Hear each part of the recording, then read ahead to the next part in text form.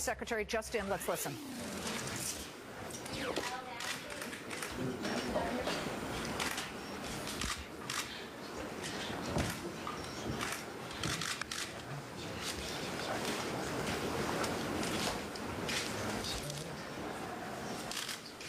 Nice to see you all.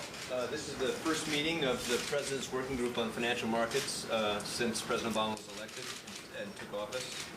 This, as you know, is a critically important group. It brings together in one place, around one table, the most important institutions that oversee our financial system.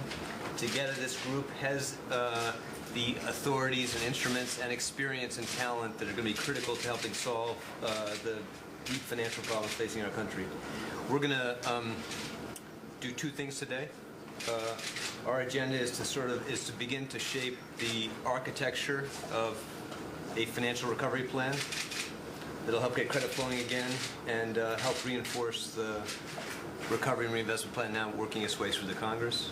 But we also want to use this opportunity to begin the process of shaping a consensus on a comprehensive reform of our financial system, so that neither the U.S. economy or the global financial system ever again faces a crisis of this magnitude. So I'm very pleased to be here together with this group of people. The President believes this group is very important, recognizes the importance of these set of institutions, and we're going to have to do this together, working closely together, not just in the United States, but with countries around the world.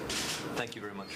Fed Chairman Ben Bernanke, Sheila Bair, Larry Summers, and a whole host of people right next to Timothy Geithner, the new Treasury Secretary, who just said that the agenda will be taking shape. They are putting together the architecture of a financial recovery plan. They're trying to shape a consensus on fixing our financial world. Let's get everybody's reaction. Peter Schiff. They ought to dismantle this committee, every committee the government has. They ought to fire every government economist. None of these guys are going to make the situation better. They're only going to make it worse. And you mentioned earlier about the banks and the FDIC. The FDIC is broke. The government's going to have to print money to pay off the depositors, which means the depositors are going to get their money, but the money is going to be absolutely worthless when they get it. So big deal. It doesn't matter if you get your money out of the bank, but then you take it to the grocery store and you can't buy anything. Are you still living in Connecticut? I am, but I'm stocking up. And I'm getting a dog. To protect the property. Yes. Got my tent and my shotgun. Sandra Smith. Well, Liz, he hit the nail on the head, in my opinion. I mean, he's focusing on the fact that this is not a crisis just here in the United States. Tim Geithner is saying that they're going to work closely with other countries on this recovery. This is a global crisis, and it's good to hear. Robert Gray. Yeah, they're showing, you know, a force of one, if you will, getting together to try and instill some confidence here, not working with Peter Schiff, perhaps working with some investors, at least today, that they are getting together on the same page. We'll see what happens when they actually do more than just get together and talk a little bit. They've got to do something. Yeah, they should get out of the way. They should cut back on government. Government is the problem. Bad monetary policy got us into this mess. Excess regulation. We need to allow the market to function again. Unfortunately, we have to let our economy, we have to rebuild a solid foundation. We can't try to prop up the phony economy that's collapsed. Do you agree that with the Republicans who say we need way more tax cuts in this plan? Well, I'd like to have tax cuts, but we can't afford them. We need spending cuts first. If the government will stop spending, then they can stop taxing. But just to cut taxes and then print the difference, that's more inflation. That's more of the problem. We need a cure.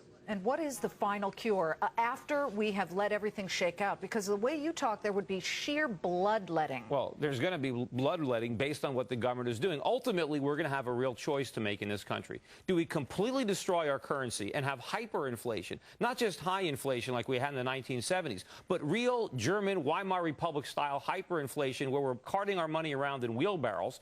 If we don't want to have that, then we're going to have to do the exact opposite of what we're doing now. We're going to have to bite the bullet. We're going to have to raise interest rates, and we're going to have to let companies go out of business, let banks fail, and let this country go back to work. Volcker's there. Didn't he do that? He can't. He's not doing that now. I mean, Volcker doesn't even have the power to raise interest rates like they did in 1980. They did the right thing back then. They're doing the exact wrong thing right now. At some point, Volcker's going to have to resign, or his reputation is going to go down with the economy. Sales of German Shepherds are going up as we speak, protecting the property. That's what you're getting. How did I know that? Peter Schiff of Euro Pacific Capital. Thank you for joining us today. We're 6 minutes from the close. Let me throw it for our 7 late movers to trade.